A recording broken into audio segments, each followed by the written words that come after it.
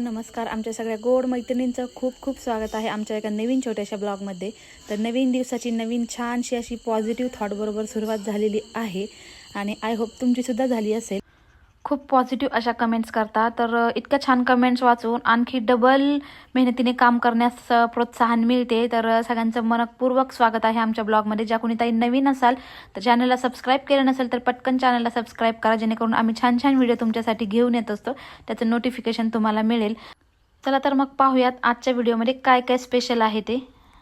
तर आज इथं सकाळ सकाळ ना एक वेगळीच सफाई सुरू झालेली आहे. म्हणजे भरपूर दिवस झाले की सगळ्यांनाच माहीत आहे की आमच्या घरामध्ये चिमण्या खूप येतात. तर बरेच जण असं म्हणतात की चिमण्या घरात आलेलं शुभ असतं, चिमण्यांना घरात येऊ देत जा, चिमण्यांना हाकलत नका जाऊ. तर चिमण्या आमच्या घरामध्ये ना डेली असतात, घराच्या अवतीभोवती पण आणि घरामध्ये पण इतक्या चिमण्या येतात ना, आणि ते खूप असं म्हणजे सगळीकडे घाण करतात. तर मग आता खाली जमिनीवर घाण केलेली तर पुसता येते, पण हे पाहू शकता तुम्ही असं त्यांनी जी आमची घराची वरची पीओपी होती ते पीओपी तसे घरटे बनवले. तर या अगोदर सुद्धा त्यांनी असं केलं आणि तिथे पिल्ल सुद्धा झाली होती. तर ते त्यावेळेस आमचे राजू सुट्टी होते, म्हणजे माझे दीर. तर मग त्यांनी ते पिल्ल वगैरे आम्ही हाताने काढून म्हणजे त्यातली काही पिल्ल ना खाली मरून सुद्धा पडत होते अचानक, बरेचसे असे 7-8 पिल्ल होते. तर त्यावेळेस सगळं आम्ही व्यवस्थित काढून साफ करून बाहेर त्या पिल्लांना एका घरट्यामध्ये ठेवलं होतं. आणि खूप सारी आम्ही आर्टिफिशियल जी घरटे आहेत ना ते सुद्धा आणून चिमण्यांसाठी आमच्या घराच्या अवतीभोवती लावलेली आहेत, जेणेकरून ते घरात येणार नाहीत.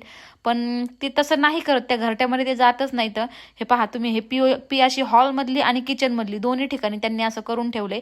आणि हे 2-3 दिवसा मिळून साफ करावं लागतं. यामध्ये तितकंच गवत ते इतकं स्पीडमध्ये आणून लावतात ना की विचारायची सोय नाही. तर आज अर्धा दिवस तेच साफ करायला गेलं, किचनचं आणि पीओपीचं. तर काय करावं कळेना असं झालंय, कारण हे जितकं डेली काढावं तितकं ते आणूनच ठेवता येतं. दरवाजा उघडायची उशीर की ते लगेच घरामध्ये येतात आणि झुंडीनेच येतात. तर तुमच्याकडे काही आयडिया असेल या बाबतीत तर नक्कीच कॉमेंट बॉक्समध्ये लिहा. आम्ही नक्कीच तो उपाय किंवा ती आयडिया ट्राय करू. तर हे पहा तुम्ही किती घर घाण होतंय. आणि फक्त हेच नाही, ते वरनं पण अशी कंटिन्यू घाण करत राहतात. तीनदा म्हणजे घर पुसून घ्यावं लागतं, भिंती किंवा मग किचनवर कुठंही घाण करतात. चिमण्या घरात आलेलं शुभ असतं, पण अशा जर घाण करत असतील तर माणूस अक्षरशः आम्ही कंटाळून गेलोय ही घाण काढून काढून. तर काही तुम्हाला प्लीज माहिती असेल या बाबतीत की पीओपी मध्ये चिमण्या जावं नाहीत म्हणून किंवा दुसरं काही येईल असतं, नक्की सांगा. आणि ती सफाई झाल्याच्या नंतर हे जे माझं इंडोर प्लांट आहे पीस लिलीचं, त्याला थोडा थोडा असा किडा लागलाय. इथे पाहू शकता पानं थोडेसे असे म्हणजे किडा लागल्यागत झालेले आहेत. तर हे झाड जसं आणलं तसं खूप फ्रेश होतं, पण आता याला एवढ्यामध्ये असं किडा लागलाय, पानं सुद्धा म्हणजे असे टवटवीत इतके राहिले नाहीत. तर यासाठी मग एक लिक्विड बनवलंय, जे की नर्सरीवाले आहेत तर त्यांनीच आम्हाला सांगितलं. तर घरगुती आहे. आणि घरामधले जे इंडोर प्लांट्स असतात ते अगदी फ्रेश टचटचीत असले की दिसायलाही छान वाटतं. तर इथं पाहू शकता, पहा हे सुद्धा याच्यावर त्याचे चिलटं वगैरे बसून आहे ना, हे सुद्धा झाड माझं खराब व्हायला लागलेलं आहे. तर मग पानांना फंगस लागतो किंवा किडा किंवा आळई लागते. तर हे पहा, हे कसे चिलटं त्याभोवती घोंगतायत आणि हे बसून बसूनच हे इतकं सुंदर असं झाड ना आता म्हणजे हे खराब करतील जर वेळेमध्ये यावरती विलाज केला नाही तर. तर माशा किंवा चिलटं पानं नक्कीच खराब करतात किंवा मग वेगवेगळ्या प्रकारचे किडे. तर मग यासाठी ना त्या नर्सरीवाल्यांनी आम्हाला एक उपाय सांगितला. तर सिंपल स्प्रे बॉटल घ्यायची. तर माझ्या स्प्रे बॉटलचं नेमकं वरचं झाकण तुटलेलं आहे, त्यामुळे मी इथं मोकळी जी कोलिनची बॉटल आहे ती घेतली आहे. आणि कोलिनच्या बॉटलमध्ये 1 चमचा हळद आणि 1 चमचा मीठ टाकायचे आणि व्यवस्थित ते हलवून घ्यायचं, कारण हळद सगळ्यांनाच माहिती आहे अँटीबॅक्टेरियाचं काम करतं आणि मिठाने सुद्धा जम्स वगैरे सगळे मरतात. तर आता ही कोलिनची बॉटल आहे त्याच्यामुळे ना मला हे गाळून घ्यावं लागणार आहे. हे जे सोल्युशन बनवलंय ते, तुमच्याकडे ती मोठी स्प्रेची बॉटल असेल तर त्याला काही गरज लागत नाही, कारण याचा पाईप छोटा असतो ना, त्यामुळे तो लगेच ब्लॉक होतो. त्यामुळे ना थोडंसं गाळणीने गाळून घेतलं की ब्लॉक होत नाही. तर मी तर मीठ सुद्धा टाकते, तुम्ही पाहू शकता. मीठ आणि हळद 1-1 चमचा मी टाकून घेतलंय छोटा, आणि व्यवस्थित असं ढवळून आपल्याला सगळ्या पानांवरती मारून घ्यायचंय. आणि माझं इथं अँटीबॅक्टेरियाचं इथं लिक्विड तयार आहे होममेड. तर सगळ्या पानांवरती मी मारून घेणार आहे, पानं किंवा मग झाडाची देठं सगळीकडे असं मी हे स्प्रे करून घेणार आहे. जेवढे पण माझे इंडोर प्लांट्स आहेत ते आतले आणि बाहेरचे पण जे पोर्चमध्ये ठेवलेले आहेत ते, जेणेकरून त्यावरती जे किडे वगैरे बसत होते किंवा चिलट बसत होते ते बसणार नाही. हळद सगळ्यांनाच माहिती आहे जखमेवरती लावण्याने सुद्धा जखम भरून येते. तर या इंडोर प्लांट्सला सुद्धा हे नक्कीच लाभदायक ठरेल असं मला वाटतं. या अगोदर तर मी केलं नव्हतं, पण नर्सरीवाल्यांनी आम्हाला सांगितलं तर म्हटलं चला मग दुसरी काही औषधं वगैरे मारूस तर हा उपाय बेस्ट राहील. तर मनी प्लांटला व बाहेरची जी झाडं आहेत त्यांना सुद्धा मी अगदी सगळ्या बाजूने एकदा जेवढं होईल तेवढं बॉटलमध्ये होतं. पहा बॉटल सगळी अर्धी झालेली आहे, म्हणजे रिकामीच होत आलेली आहे. कारण भरपूर सारे पोर्समध्ये वगैरे इंडोर प्लांट्स आहेत. ज्या ताई आमच्या रोज व्हिडिओ पाहतात त्यांना तर माहीतच आहे इंडोर प्लांट्स भरपूर सारे आहेत. सगळीकडे मला होता होईल तेवढं मी बारीकरित्याने सगळीकडे मारून घेतलं, अगदी पानावरती. कारण झाडांना आपण जेवढं जपू ना तेवढं ते छान म्हणजे वाढतात, फुलतात, त्याला फुलं येतात. आणि नुसतं झाडं लावणं खूप सोपं असतं, पण त्याची काळजी करणं, त्याची केअर करणं, त्याचं पुढं मेंटेनन्स ते खूप म्हणजे गरजेचं असतं. नुसतं आणून लावलं तर मग ते झाड टिकत नाही, वाया जातं. तर हे झाड बघा माझं किती छान आहे वरचं, म्हणजे हे मला स्पेशली खूप आवडतं याचा शेड, 2 कलरमध्ये, आणि दिसायलाही खूप सुंदर दिसतं ते झाड. आणि बऱ्याच ताईंच्या या जे प्लांट स्टँड आहेत याच्याबद्दल सुद्धा कमेंट्स होत्या की हे तुम्ही ऑनलाईन मागितले का? तर नाही, हे नर्सरीतून मागितले आहे. आणि एका व्हिडिओमध्ये मी याची किमती सुद्धा सांगितलेल्या आहेत की हे स्टँड आणि कुंड्या मी कुठनं कितीला आणल्यात. शक्यतो ऑनलाईन सामान आम्ही काहीही जास्त घेत नाही, आम्हाला पर्सनली पाहूनच सामान घ्यायला आवडतं, कुठलंही असो, मग ते कपडे किंवा काहीही. त्यानंतर मग इथं कामावरल्याच्या नंतर ना मुलांचा म्हणजे मुलांना ना आम्ही डब्यामध्ये चिक्की बनवून ठेवत असतो शेंगदाण्याची. तर आता ती संपली होती, 2-3 दिवस झाले, आणि मुलांचा खूप हट्ट चालला होता. तर 2 पीस मुलांना खायला दिल्याने डेली खूप चांगलं असतं, कारण शेंगदाण्यामध्ये प्रोटीनची मात्रा खूप असते. आणि 2 पीस डेली मुलांना खाऊ घातल्याने त्यांच्या पोटामध्ये प्रोटीन जातं. तर अशा प्रकारची चिक्की एकदा घरामध्ये बनवून ठेवली की खूप मस्त अशी मुलांना जाते 1 हप्ताभर. तर इथे मी शेंगदाणे छानपैकी मंद आचेवरती खरपूस भाजून घेतलेत, आणि 3 वाट्या शेंगदाणे मी इथे घेतलेले आहेत. तुम्हाला जर बनवायचे असेल तर तुम्ही कुठलीही वाटी, तुमच्या घरामध्ये जी वाटी आहे ती घेतली तरी चालेल. आणि शेंगदाण्याला छान असं थंड होऊ दिल्याच्या नंतरची सगळी सालपट्टे मी काढून घेणार आहे. तर ही चिक्की ना आमच्या घरामध्ये बऱ्याच वर्षापासून बनते, आणि खरंच ही चिक्की जी लोणावळ्याला आपण जास्त पैसे देऊन छोटे छोटे पॅकेट आणतो, खूप सारे पैसे देऊन, तशीच ही चिक्की ॲज इट इज होते, सेम टू सेम. एकदा ज्यांना चिक्की आवडते त्यांनी नक्की ट्राय करून पहा या पद्धतीने, खरंच खूप छान लागते, अगदी मार्केट स्टाईल होते. आणि असंच नाही की फक्त शेंगदाण्याचीच होते, याच पद्धतीने आपण हावरीची, पुन्हा ड्रायफ्रुट्स, काजू बदामची, त्याची सुद्धा चिक्की मी बनवत असते. तर मिक्स म्हणजे शेंगदाणा, हावरी आणि काजू बदाम ते सुद्धा यामध्ये कट करून टाकले किंवा मिक्सरमध्ये बारीक पूड करून टाकली ना, तर ती सुद्धा चिक्की खूप टेस्टी लागते खाण्यासाठी. तर सगळे शेंगदाण्याचा इथे मी जो पण साल्ट होती, कचरा, तो सगळा पाकडून घेत आहे गार्डनमध्ये. आणि स्पेशली मला हावरीची चिक्की खूप आवडते, सेपरेट तिळाची, जी की खायला खूप टेस्टी लागते आणि हेल्दी सुद्धा असते. चला तर मग पाहूयात आता कशी चिक्की बनवायची. तर सगळे शेंगदाणे म्हणजे 2 बॅचमध्ये मी करणार आहे, एकदाच केले तर एकदम जास्त बारीक होतं. तर पल्स मोडवर मी ठेवून ना शेंगदाण्याचे असं पूड करून घेतलेली आहे, म्हणजे शेंगदाण्याचं कूट करून घेतलेलं आहे. आणि 2 बॅचमध्ये मी केला, एकदाच करायचं नाही. तर अगोदर थोडासा जाडसर ठेवला मी शेंगदाण्याचा कूट, आणि नंतरचा थोडासा बारीक केलाय. तर यामध्ये असं काही नाही आहे की जास्त बारीक करायचा किंवा जास्त मोठा किंवा प्रमाण चुकते, असं काहीच नाही. आपल्याला किती जाडसर शेंगदाणे ठेवायचे. पण 2 बॅचमध्ये केलं ना, एक एकदम बारीक करायचं आणि एक थोडंसं जाडसर ठेवलं की चिक्की छान आपली येते. काही म्हणजे शेंगदाणे जाड राहतात आणि काही बारीक होतात, त्यामुळे चिक्कीची जी कन्सिस्टन्सी आणि दिसायला सुद्धा चिक्की छान लागते आणि खायलाही कुरकुरीत होते. तर ज्या वाटीने इथे आपण शेंगदाणे मोजले होते त्याच वाटीने मी इथं साखर मोजते. तर इथे मी ना 2.25 वाट्या साखर घेतलेली आहे, म्हणजे 1 वाटी गच्च भरून घेतली आणि दुसरी वाटी थोडीशी कमी आहे, अशी साखर मी इतक्या प्रमाणात घेतलेली आहे. तर इथं पाहू शकता कढईमध्ये मी साखर अशी पांगून घेते आहे, जेणेकरून काय होतं की जो गॅसची फ्लेम आहे, जी हीट आहे, ती साखरेला इक्वल सगळीकडनं लागते आणि मग गाठी वगैरे होत नाही आणि आपली चिक्की छान होते. तर तुम्ही म्हणता ना आता की गुळाची चिक्की हेल्दी असते, गुळाची चिक्की बनवल्याने किंवा मग खायला चांगली असते. तर हो, गुळाची चिक्की हेल्दी असते, पण खायला ना साखरेची चिक्की फार छान लागते आणि आमच्या घरामध्ये सगळ्यांना साखरेचीच आवडते. मुलं शक्यतो साखरेची चिक्कीच आवडीने खातात आणि टेस्टला सुद्धा साखरेचीच छान लागते. त्यामुळं मग आमच्याकडं साखरेचीच चिक्की बनली जाते. कुठलीही असो, हावरीची असो किंवा ड्रायफ्रुट्सची असो, ती साखर घालूनच बनवली जाते. आणि दिसायला म्हणजे मार्केटमधली जी चिक्की असतात ना बऱ्याच, त्या सुद्धा साखरेच्याच असतात. जी चिक्की टेस्टी लागते, ही जी लोणावळा चिक्की वगैरे आहे ना, ही साखरेपासूनच बनली असते, पण तिला कलर असा येतो की आपल्याला वाटतं ती गुळाची आहे. तर इथं पहा तुम्ही, हळूहळू साखर सगळी आपली विरघळत आहे आणि याला आपल्याला कंटिन्यू असं हलवायचं आहे हळूहळू, जेणेकरून साखरेच्या गाठी वगैरे होणार नाहीत. एकदम पण जास्त नाही हलवायचं, म्हणजे खालची साखर वरती आणि वरची खाली असं करायचं नाहीये. जसं जसं ते मेल्ट होत जाईल, जसं जसं ते वितळत जाईल, तसं तसं आपल्याला खालीवरती करायचं. आणि एक महत्त्वाची टिप म्हणजे हे सगळं करताना आपल्याला गॅसची फ्लेम एकदम बारीक ठेवायची आहे, एकदम छोटी ठेवायची आहे आणि कंटिन्यू हलवायचं आहे. तरी तर पाहू शकता साखरेचं सगळं पाणी झालंय अगदी मस्त आणि कलरसुद्धा असा आलाय की चिक्की केल्यानंतर सगळ्यांना वाटतं ती गुळाचीच चिक्की आहे, पण ती नसती, ती साखरेचीच चिक्की असते. तर छान असं मी ह्या ज्या उरलेल्या गाठी आहेत तर त्यासुद्धा मेल्ट करून घेतलेल्या आहेत सगळ्या. आणि चिक्की बनवताना मेन म्हणजे काय असतं की ती जळू द्यायचं नाही, साखरेचा पाक आपल्याला कंटिन्यू हलवत राहायचा आहे. आणि इथे मी आता गॅस बंद केला आहे आणि गॅस बंद केल्याच्या नंतर मी जो शेंगदाण्याचा कूट होता तो ॲड करत आहे. पटपट याला आपल्याला हलवून घ्यायचं आहे. जितका साखरेचा पाक आपण केलता तितक्याच साखरेच्या पाकात हे सगळी शेंगदाणे आपल्याला व्यवस्थित अशी मिक्स करून घ्यायचे आहे, शेंगदाण्याचा कूट सॉरी. आणि कारण थंड झाल्यावरती ना याच्या चिक्क्या पडत नाहीत, म्हणजे वड्या पडत नाहीत. तर असंच पटपट हलवून घ्यायचे जेणेकरून सगळा शेंगदाण्याचा कूट त्या पाकामध्ये मिक्स होईल. आणि इथं छान पाकामध्ये सगळा शेंगदाण्याचा कूट मिक्स झाला आहे. आणि याला तुम्ही पोळपाटावर किंवा मग चॉपिंग बोर्डवर सुद्धा टाकून याच्या वड्या करू शकता. पण मी दरवेळेस किचन वाट्यावरच करत असते. तर किचन वाटा छान मी स्वच्छ कपड्याने इथं पुसून घेतला, जेणेकरून काय होतं की पोळपाटावर म्हणा किंवा मग चॉपिंग बोर्डवर म्हणा ते चिकटतो आणि त्यामध्ये आपल्याला थोड्याच प्रमाणात करावं लागतं. तर जास्त क्वांटिटीमध्ये असल्यामुळं ना काय होतं की ते एकदा सुकल्यानंतर त्याच्या वड्या व्यवस्थित पडत नाहीत. त्यामुळे मग मी असं किचन वाट्यावरच घेत असते. तिथं खूप छान आपल्या लाटल्यासुद्धा जातात आणि मस्त, म्हणजे हाताला चटके वगैरे पण बसत नाहीत. तसं पोळपाटावर जर घेतलं, इकडे तिकडे बाहेर गेलं तर हे खूप गरम असतं साखरेचं, सगळ्यांनाच माहिती आहे पाक, आणि हाताला चटका बसण्याची शक्यता असते. त्यामुळे ही सगळ्यात सोपी पद्धत आहे किचन कट्ट्यावर लाटण्याची. फक्त किचन कट्टा आपल्याला स्वच्छ पुसून घ्यायचा. तर ज्यावेळेस आपण याचा उंडा करतो, म्हणजे सगळं असं एकजुटीने मधोमध आणतो हे सगळं मिश्रण, तर त्यावेळेस थोडेसे चटके हाताला लागतात. इतके नाही, पण आपल्या लेडीजला सगळ्यांना सवयच असते हाताला चटके खाण्याची. आणि व्यवस्थित अशी मी याची पातळसर पोळी लाटलेली आहे. जितकी आपल्याला पाहिजे तितकी आपण लाटू शकतो. कधी जाड पण ठेवली तरी छान लागते किंवा पातळ केली तरीही छान लागते.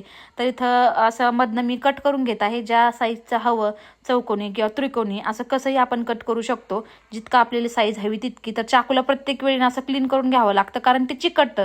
किंवा मग तेलामध्ये जर डिप करून जरी चाकू याच्यामध्ये चालवलं तरीही चालेल. तर मी इथं तुम्हाला चाकूनी पण दाखवते आणि जे आपलं पिझ्झा कटर असतं त्यांनी सुद्धा पुढं दाखवते की कसं कट होईल ते.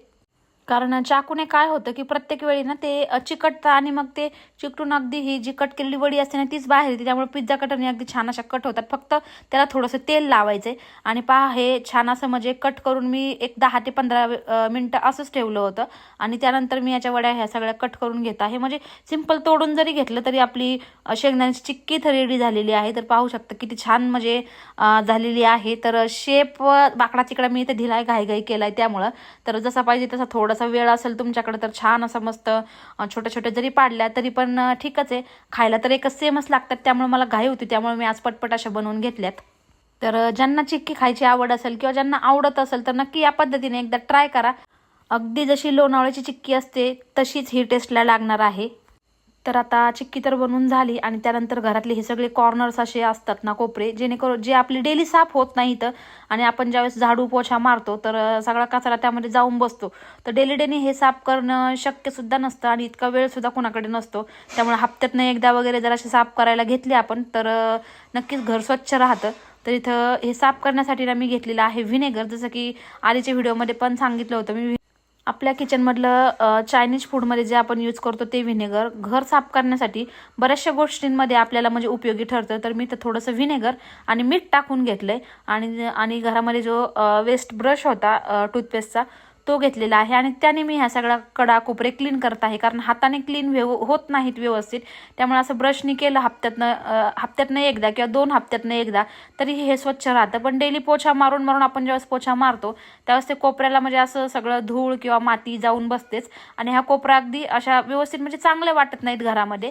तर शक्यतो किचनच्या किंवा जिथं आपण कचरा जमा करून डस्टबिन प्लेटमध्ये भरण्यास नेतो तिथं हे अगदी जास्त प्रमाणात दिसून येतं. तर आज सगळं हे आम्ही काढलंय, वरती तर नाही, पण हॉलमध्ये आणि किचनमध्ये असे सगळे कोपरे आज क्लीन करायला आम्ही काढलेले आहेत. तर इथे आम्ही सगळ्या घरातला कचरा जमा करून नेत असतो आणि मग तो डस्टबिनमध्ये भरतो. तर त्यामुळे इथं थोडंसं जास्त खराब होतं. तर व्हिनेगरच्या आणि मिठाच्या साहाय्याने हा सगळा मळ किंवा ही सगळी धूळ अगदी पटकन इझिली बाहेर निघते आणि आपल्या घरातले कोपरे काने सगळे असे स्वच्छ दिसतात. तर हप्त्यातनं एकदा किंवा 2दा ही अशी सफाई केलीच पाहिजे, जेणेकरून घरामध्ये कुठेही अशी अस्वच्छता दिसणार नाही. तर त्यानंतर मी ते कोरड्या कपड्याने हे पुसून घेते आणि इथं पाहू शकता तुम्ही अगोदरच्या पेक्षा किती छान असे हे सगळे कोपरे क्लीन झालेले आहेत. तर आम्ही तर अशाच पद्धतीने क्लीन करतो. आमच्या गोडगोड ताईंकडे दुसरी काही आयडिया असेल हे कोपरे अशी क्लीन करण्याची तर नक्कीच आम्हाला सांगा. ते नक्कीच आम्ही आमच्या रुटीनमध्ये फॉलो करू. आणि जसं की नळ साफ करायचं मी बऱ्याचशा ताईंना विचारलं होतं गेल्या व्हिडिओमध्ये, तर सगळ्या ताईंनी आम्हाला खूप छान छान असे उपाय सांगितले. तर बऱ्याच ताईंनी कमेंट्स केल्या की ताई कोलगेटनी नळ खूप छान स्वच्छ होतात. तर मी आणखी करून नाही पाहिले, मला वेळ नाही मिळाला. तर मी पुढच्या हप्त्यामध्ये जेव्हा सगळे टॅप क्लिनिंगला घेईल त्यावेळेस मी नक्कीच कोलगेटने क्लीन करून पाहीन आणि मला रिझल्ट आला तर नक्कीच तुम्हाला सांगेन. तर सगळ्या ताईंना धन्यवाद की जे तुम्हाला आयडिया आहेत तुमच्याकडं त्या तुम्ही आमच्याबरोबर शेअर करता, कमेंट्सद्वारा आम्हाला कळवतात. तर मस्तपैकी सगळ्या घराच्या कडा साफ झाल्यात आणि मी करत होते. ध्रुवनी केलेला उद्योग केलेला सगळा साफ करीत होते. ते काही ना काही उद्योग करीतच असतो. आणि आमची ताई इकडं आता दाज्यांचं कपाट आवरायचं होतं. आज तर ते कपाट आवरते. झालं का ते आवरून? चाललंय. हे बघा मस्तपैकी कपाट आवरायचं काम चाललंय. तर सगळ्या जीन्सच्या घड्या घालतीये. तर मस्त घड्या घातल्या, अशा पद्धतीने घड्या घातल्यात की जे कशा पण टाकल्या तरी पण म्हणजे तुटत नाहीत, म्हणजे मोडत नाहीत सॉरी. तर अशा पद्धतीने घालत असतो आम्ही जीन्सच्या घड्या. तर ताई दाखव आता कशा घड्या घालती. तर जीन्स आहे ना कपाटामध्ये ठेवण्यासाठी भरपूर अशी जागा लागते आणि जीन्स बऱ्याच येतं, म्हणजे 1-2 कप्पे तर जातातच. त्याच्यामुळे मग अशा पद्धतीने घड्या केल्या ना छोट्या की कमी जागेत भरपूर अशा जीन्स ठेवू शकतो आपण. आणि मेन मीन्स काय येतं, जेंट्स लोक काय करतात, एक जीन्स पाहिजे असेल ना की सगळ्याच ओढतात आणि मग सगळ्याच घड्या त्याच्या विस्कटल्या जातात. पुन्हा ते कपाट आपल्याला ठीक करावं लागतं. म्हणजे एक कपडा पाहिजे असेल सगळे 4 कपडे ते चाळून पाहतात, हे मॅचिंग नाही, ती मॅचिंग नाही, ही चांगलं नाही, ती चांगली नाही, असं करून सगळ्याच जीन्सच्या किंवा शर्टच्या घड्या मोडून टाकतात. आणि काय होतं ना, कपड्यात आपण एकावर एक थप्पी लावून अशा घड्या ठेवतो आणि ती एक जीन्स काढायला गेलो किंवा एक ड्रेस काढायला गेला की बाकीच्या सगळ्या पडतात किंवा घड्या मोडून जातात. त्याच्यामुळे मग ही भारी आयडिया आम्ही अशाच पद्धतीने घालत असतो. अशी घडी घातली ना तर ही ट्रॅव्हल मध्ये सुद्धा आपण कुठं पण म्हणजे प्रेस करून जर बॅगेमध्ये ठेवली तर ही अशीच्या अशीच राहते. पॉकेट फोल्ड म्हणतात याला. तर पहा तुम्ही, कारण मी ही फोल्ड आहे ना एका दुकानामध्ये पाहिली होती. त्यावेळेस आम्ही दोघांना जीन्स घ्यायला गेलो होतो. तर तो मुलगा ना तिथला जो होता तिथं सेल्स बॉय काम करायला, तो पटपट पटपट अशा घड्या घालत होता जीन्सच्या, म्हणजे दाखवत होता एक आणि एक लगेच साईडला फोल्ड करून ठेवत होता. तर मग मी ती तेव्हा पाहिली होती ही टिक की फोल्ड कशी करायची. तर मी त्यावेळेस त्यांच्याकडनं पाहिली आणि घरी आल्याच्या नंतर मी ट्राय केली. तर त्यापासून मग आम्ही जीन्सच्या अशाच घड्या घालतो. आणि मग त्यांनी मला पण सांगितली तर मी पण अशाच पद्धतीने घालायला लागली. पण मला काही एवढं टेन्शन नाही, कारण तुम्हाला सगळ्यांना माहिती आहे फौजी सुट्टीवर आले की तेवढा महिनाभरच त्यांच्या कपड्याचं वगैरे हे असतं. हे बघा उद्योगपती वरती पण आला. आता आत्ताच त्याचा उद्योग केल्याला सावरून आलते मी, परत पुन्हा आता तेच करायला लागला. काही ना काही उचापत्या करत असतो. तर मी काय करते की हे सुट्टी यायचे असले की मग 1-2 दिवस अगोदर त्यांचं सगळं एक बॅग, ती सुट्टी येऊन गेली की बॅग मध्ये सगळे कपडे पॅक करते आणि वरती ठेवून देते. आणि सगळं कपाट किंवा सगळं लॉकर मग माझं आणि ध्रुवचं असतं. हो ना बाबा ध्रुव? हा. मग पप्पा यायचा टाइम झाला की मग पप्पाचे कपडे आम्ही सगळे काढतो बॅग मधले. मग ते धुवून वगैरे मस्तपैकी चकाचक करून प्रेस बीस करून मग कपाटामध्ये सजून ठेवायचे आल्या का रेडी. पप्पा लगेच नाही येणार. आता मी त्याच्या पप्पा विषयी बोलते ना, मग त्याला असं वाटतंय की लगेच पप्पा येणार आहेत की नाही, आहे का नाही? है ना बाबू? ध्रुवाचे पप्पा आमचे येणार आहेत ध्रुवाच्या बर्थडेला, है ना बाबू?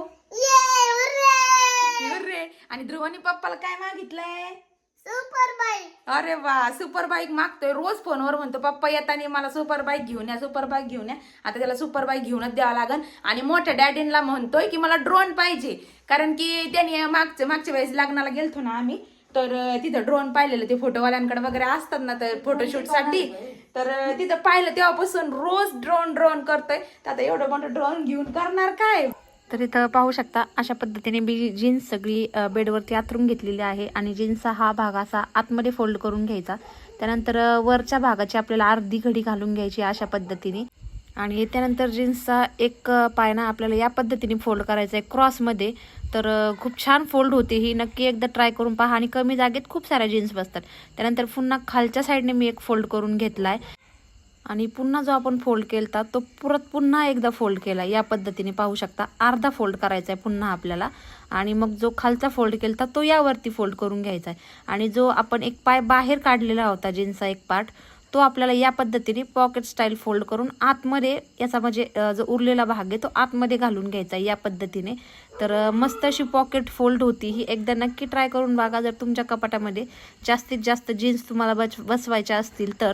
आणि इथे पाहू शकता पॉकेट फोल्ड आपली जीन्स झालेली आहे. आणि कितीही याला आपण खालीवरती केली, आपटली, धोपटली, पॅक केली तरी ही अशीच्या अशीच ॲज इट इज राहते. तर पुन्हा मी त्याच पद्धतीने बाकीचे जीन्ससुद्धा फोल्ड करत आहे. आणि जीन्सच नाही, तुम्ही दुसऱ्या ज्या पॅन्ट असतात त्यासुद्धा अशा पद्धतीने फोल्ड करून ठेवल्या तरी पण त्या छान अशा राहतात कपाटामध्ये आणि कमी जागेमध्ये भरपूर बसतात मेन मीन्स. तर तुम्हाला फरक दाखवते मी. या पद्धतीने फोल्ड केल्याच्या नंतर किती जीन्स बसतात आणि जनरली आपण अशा पद्धतीची फोल्ड करत असतो जीन्सची ज्यावेळेस फोल्ड करतो ती. तर इथे पहा आहे धुवून डायरेक्ट अशा सिंपल जीन्स फोल्ड करून ठेवलेल्या आहेत. तर फक्त किती 7 ते 8 जीन्स बसतील ही अशा पद्धतीची फोल्ड केल्याच्या नंतर. जशी की मी दाखवली नॉर्मल जसे फोल्ड असतात तशी जर आपण फोल्ड केली ना तर इतक्या जीन्स बसतात आणि साईडला ही जागा सगळी मोकळीच राहते. तर आता आपण पाहूयात की ज्या आपण फोल्ड केलेल्या जीन्स आहेत ना त्या कपाड्यात ठेवल्याच्या नंतर किती जीन्स बसला. तर याच्यामध्ये आणखी मी कमीत कमी चार जीन्स ठेवू शकते एवढ्या कप्प्यामध्ये. आणि साईडला हे सगळं असं मोकळंच राहील, त्याच्यामध्ये आपण दुसरं काही ठेवू शकतो. पण सेपरेट जर जीन्सला कप्पा करायचा असेल ना तर मग तशा पद्धतीने फोल्ड केलेल्या जीन्स किती बसतात आपण पाहूयात आता. तर ह्या जीन्स मी इथं काढते, ह्या धुवून आलेल्या आहेत. तर याला आता प्रेसला द्यायचंय. आणखी इथं लगेच आपण भरपूर प्रमाणात इथं जीन्स ठेवू शकतो. आता तिथं फक्त मग अशी का 8च बसल्या असत्या. दोन्ही साईडला आपण ठेवू शकतो. अगोदर म्हणजे त्या जीन्सच्या फोल्डनी इतकी जागा म्हणजे हे होत होती, पण आता आपण 2 ठेवू शकतो. आणि घ्यायला पण आहे ना जी पाहिजे ती आल्हाद अशी घेतली तरी बाकीच्या जीन्सच्या घड्या मोडणार नाहीत. पहा आता ह्या किती बसतात, 1 2 3 4 5 6 7 8 9 आणि आणखी इथं 3 इकडे 3 आणि इकडे अशा म्हणजे 4 जीन्स तर आरामशीर बसतील. जेवढ्या बाकीच्या ज्या मला फोल्ड करायचे आहेत ना ते एवढ्याच कप्प्यामध्ये आरामशीर बसून जातील. म्हणजे इथं एवढ्याच कप्प्यामध्ये जवळजवळ म्हणजे इथं जवळजवळ 40 जीन्स बसू शकतात एवढ्याच कप्प्यामध्ये. बघा इकडे 10 10 इकडे 10 इकडे 10 इकडे 10 आणि इकडे 10 एवढ्याच कंपार्टमेंटमध्ये जवळजवळ आपल्या 40 जीन्स बसतील जर अशा पद्धतीने जर फोल्ड केलं तर. आणि शिवाय काढताना सुद्धा आपल्याला म्हणजे घडी मोडणार नाहीये जीन्सची, आहे तशी आपण घेतली तरी बाकीच्या जशा आहेत तशाच ॲज इट इज राहणार आहेत. तर अशाच पद्धतीने आम्ही फोल्ड करत असतो. कारण जसं की तुम्हाला सगळ्याच मैत्रिणींना माहिती आहे सगळ्या कपाटावर बाकीचे मीच कब्जा केलेला आहे, एवढंच कपाट यांचं आहे. तर कसं तरी मी सेट करत असते आणि बाकी तिकडं सगळं माझंच राज्य आहे. आणि मला तेवढं पण पुरत नाहीये. आणि यांचं बिचारांचं इथंच थोडक्यात मी सगळं ऍडजस्ट करत असते. आणि इकडचा एक त्यांचा आहे, हा बाकीचं तिकडं सगळं माझंच आहे, तिकडं आणि तिकडं. तर अशाच पद्धतीने टी शर्टचं सुद्धा आम्ही फोल्ड करत असतो. तुम्हाला एखाद्या व्हिडिओमध्ये मी पुढे दाखवल की टी शर्ट कशा पद्धतीने आम्ही फोल्ड करतो. आता आज फक्त जीन्सचं काम आहे. मेन म्हणजे दाजींचं म्हणजे एवढ्या छोट्या कपाटामध्ये सगळंच ऑर्गनाइज कसं करते. सगळंच कपाट, टी शर्ट झालं, पॅन्ट झालं, रुमाल आहेत, सगळंच काय काय आहे. तर एक दिवस ते पण दाखवू आपण. कारण ती परत त्याच्यावर भांडण नको व्हायला की तुला एवढं मोठं घेतलं आणि माझ्या कपाटात सगळं कोंबून देते. त्याच्यामुळे छोट्या कपाटामध्ये ना एकदम व्यवस्थित असं ऑर्गनाइज मी करत असते. रुमाल एक साईडला, सॉक्स एक साईडला, टी शर्ट एक साईडला, पुन्हा ज्या नाईट पॅन्ट असतात त्या एक साईडला, शॉर्ट पॅन्ट साईडला, सगळं असं डेलीचे कपडे एक साईडला. आता एवढ्याच कपाटात मी ऑर्गनाइज करते आणि ते घ्यायला पण एकदम त्यांना व्यवस्थित जातं. कामावर लय बसलोय आणि आता ध्रुव बघा इथं असं व्हिडिओ घ्यायला लागला की त्याला पण फार आजकाल व्हिडिओमध्ये यावं वाटतंय. उठून बसलाय कसा. आणि कालचं जसं मी मायग्रेनचं म्हटलं होतं तर थोड्या काही कमेंट्स आल्यात की ताई तुमचं मायग्रेन कसं गेलं. चुप रे, बड्डे नको बोलू नको, शांत. तुमचं मायग्रेन कसं गेलं, तुम्ही मायग्रेन घालवण्यासाठी काय उपाय केले सांगा. तर मायग्रेन म्हणजे काय आहे, बऱ्याचला ज्यांना त्रास होतो त्यांना तर माहितीच आहे. मायग्रेनचा म्हणजे किती म्हणजे शब्दात व्यक्तच करू शकत नाही इतका त्रास होतो मायग्रेनचा. कुणाचं हे फक्त एवढं डोकं दुखतं, कुणाचं इकडे दुखतं, कुणाचं अर्ध दुखतं, कुणाचं डोळ्यांच्या इथं वरती दुखतं. तर खतरनाक बिमारी आणि कुणाला तर वॉमिटिंग सुद्धा होती, उलट्या सुद्धा होतात कुणाला. तर मायग्रेनचा अटॅक कधी येतो की ठराविक प्रकारचे काही वास असतात. तर कुणाला सपोज परफ्यूमचा वास आला की लगेच सुरू होतो, म्हणजे लगेच स्टार्ट, थोडासा वास आला की लगेच डोकेदुखी स्टार्ट होते. आणि ती इतकी भयानक असते की ती शब्दात आपण सांगू शकत नाही. ज्याच्यावर बितन त्यालाच माहिती असतं, आपल्यासारखेच म्हणजे विचार सुद्धा नाही करू शकत. तर ताईला तो त्रास होता पण आता म्हणजे चांगला बऱ्यापैकी कमी झालाय. बऱ्यापैकी म्हणजे 90% माझा गेलाय तो. आता तो कसा गेला मी पुढे तुम्हाला सांगते. आणि कुणाला परफ्यूमच्या वासाने होतो, कुणाला लाईटनी होतो की खूप साऱ्या लाईट्स कडे पाहिलं की लगेच डोकेदुखी सुरू होते. तर मला परफ्यूमचा स्मेल आणि लाईट हा दोन्हीचा त्रास होता मला. तर ज्यावेळेस मला हा त्रास होत होता तो खूप सारा म्हणजे खूप म्हणजे व्हायचं, मला काही सुचत नव्हतं. असं वाटायचं की फक्त अंधाऱ्या खोलीमध्ये बसून राहावं, कुणाशी बोलू नाही, काय नाही, म्हणजे इतका हेवी त्रास होत होता. तर तो माझा कसा गेला, तर बरेच दिवस मी ट्रीटमेंट वगैरे केली, वेगवेगळ्या प्रकारच्या टॅबलेट खाल्ल्या, स्पेशलिस्ट कडे गेले, पण ते जोपर्यंत टॅबलेट चालू आहेत त्याला विलाच आहे फक्त पेन किलर, दुसरं काहीच नाही. तर माणूस किती टॅबलेट खाणार ना, कुठपर्यंत पेन किलर खाणार. तर मी माझा मायग्रेन जास्तीत जास्त एक्सरसाइज आणि योगासनं करून घालवलाय खरोखर. हो, वर्षभर म्हणजे माझा मायग्रेन म्हणजे मला वाटत पण नव्हतं की त्या पिरियडमध्ये माझा मायग्रेन जाईल. मला मायग्रेन होता, पण मी ज्यावेळेस वेट लॉस माझी जर्नी सुरू केली, खाणं पिणं पण आणि एक्सरसाइज, मी खूप सारे योगासनं वगैरे केले, तर त्याच्यामध्येच माझा मायग्रेन नाहीसा झाला. मला वाटलं सुद्धा नव्हतं की त्याच्यामध्ये माझा मायग्रेन जाईल. मी फक्त वेट लॉस कमी करण्यासाठी म्हणजे करत होते. तर मग बरेचसे असे काही योगासने मी केले. तुम्हाला सांगते मी पुढे की मी कुठले योगासने केले. पण त्या अगोदर मी रोज सकाळी आहे ना एक ऍपल साली सहित चावून खायचे. तो मी मायग्रेन साठीच खात होते. बरेच दिवस मी कंटिन्यू केले. ते एखाद्या दिवस सपोज नसला तर नव्हते खात. पण ऍपल कितीही महाग असले तर हे माझ्यासाठी घेऊन यायचे आणि मी तो रोज सकाळी एक उठले ना की चहा वगैरे तर मी घेत नाही, पाणी पिऊन लगेच तो ऍपल चावून मी खात बसायचे. तर ज्यांना मायग्रेन आहे तर ऍपलचं म्हणजे खूप काम करतं ते सकाळ सकाळ खाल्ल्याने, तर तो स्पेशल मी मायग्रेनसाठी खात होते. पण त्याचबरोबर मी वेट लॉससाठी एक्सरसाइज करत होते. तर ते एक्सरसाइजनीच माझा बराचसा मायग्रेन नाहीसा झालाय. आता मला म्हणजे जर परफ्यूमचा एकदम जास्त वास आला तरच मला थोड्या प्रमाणात माझं हेडेक सुरू होतं, आणि ते थोड्याच प्रमाणात होतं. मला टॅबलेट वगैरे घ्यायची काहीच गरज लागत नाही, तो लगेच जरा वेळात आपोआप राहून जातो. तर मग ते एक्सरसाइज कुठल्या किंवा ते योगासनं कुठले मी ते सांगते. तर पहिले आहे हस्तपादासन. तर मी ते वेट लॉस साठी करत होते, हस्तपादासन करत होते. त्यानंतर योग मुद्रा मी करत होते. त्यानंतर मी भुजंगासन सुद्धा केलं. म्हणजे कंटिन्यू मी हे करायचेच 5-5, 10-10 मिनिटं. त्यानंतर बालासन सुद्धा मी केलेलं आहे वेट लॉस जर्नीमध्ये. आणि त्यानंतर मी केलेलं आहे आणि सेतुबंधासन सुद्धा केलेलं आहे. आणि त्याच पिरियडमध्ये त्याच एक 6 ते 7 महिन्याच्या कालावधीमध्ये माझं मायग्रेन पूर्ण म्हणजे कमी कमी कमी होत होत होतं. इतकं सारं गेलं, कमी झालं की मला त्याचा आता काहीच त्रास नाहीये. तर नंतर मी एकदा पाहिलं की माझं म्हणजे वेट लॉस जर्नीमध्ये कसं काय मायग्रेन गायब झालं, की मला आता बिलकुल त्याचा त्रास होत नाही एखाद्या वेळेस. तर मी सर्च केलं तर मला असं जाणवलं की मी जे एक्सरसाइज वगैरे करत होते ती म्हणजे मायग्रेन जाण्यासाठी पण बरेचसे लोक करतात, तर ते नकळत माझ्याकडनं वेट लॉस साठी झालं गेलं. तर ताई करायला गेली एक आणि झालं काय बघा. तर वेट लॉस तर झालंच हा. माझं भरपूर असं. आणि दुसरं एक की मेडिटेशन. मेडिटेशन खूप म्हणजे खूप केलेलं आहे मी माझ्या वेट लॉस जर्नीमध्ये. आणि आता तर कामामुळे होत नाही, पण मेडिटेशन एक ऍक्च्युली 5 ते 10 मिनिटं तरी केलं पाहिजे. मी मुलांना करायला लावत असते, आर्यनला आणि रुद्रला. तर मेडिटेशन केल्याने सुद्धा डोकं एकदम शांत होतं आपलं. तर हेच आहे म्हणजे मायग्रेन जाण्याचं माझं तरी माझ्या बाबतीत पर्सनली असं घडलंय. तर ह्या गोष्टीमध्ये माझा मायग्रेनचा पूर्ण नायनाट झालेला आहे. तर तुम्ही सुद्धा करू शकता, ज्याला हेवी त्रास आहे मायग्रेनचा. तर या टिप्स फॉलो करून पाहू शकता एक 3-4 महिने. कारण त्रास भोगण्यापेक्षा थोडंसं आपण पाळलं खाणं पिणं, किंवा मग काय योगासनच आहेत ना, काय त्याला दुसरं आपल्याला कुठे बाहेर जाऊन पैसे द्यायचे. ते 1 घंटा आपण एक्सरसाइज केली, योगासनात जी ताकद आहे ना ती कशातच नाहीये. तर आता बऱ्याचशा आम्हाला विचारतात की ताई तुम्ही एक्सरसाइज करता का, तुम्ही कुठली एक्सरसाइज करता.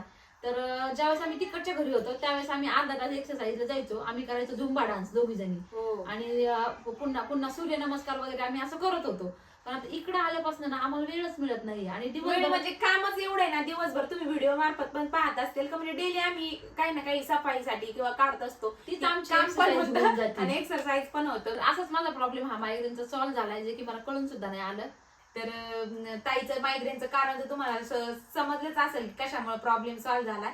तर आता आपल्याला करावं लागेल हो, किराण्याची लिस्ट. आम्ही महिन्याचं मॅनेजमेंट कसं करतो, महिन्याचा किराणा किंवा महिन्याचं जे पण सामान आहे कॅन्टीन मधून, डीमार्ट मधून किंवा बिग बाजार मधून, असं 3 ठिकाणी जाऊन आम्ही घेत असतो. आणि मग त्याच्यातूनच कसं आम्ही सेव्हिंग पण करतो. तर ते पण तुम्हाला एका व्हिडिओमध्ये नक्की सांगू, कारण की उद्या ठरलेले आहे आमचं आता जायचं म्हणजे शॉपिंगला, म्हणजे किराणा वगैरे महिन्याचा एंडिंग आला की मग जावंच लागतं. आणि तर मग भेटूयात पुढच्या ब्लॉग मध्ये. तोपर्यंत सगळ्यांना बाय बाय.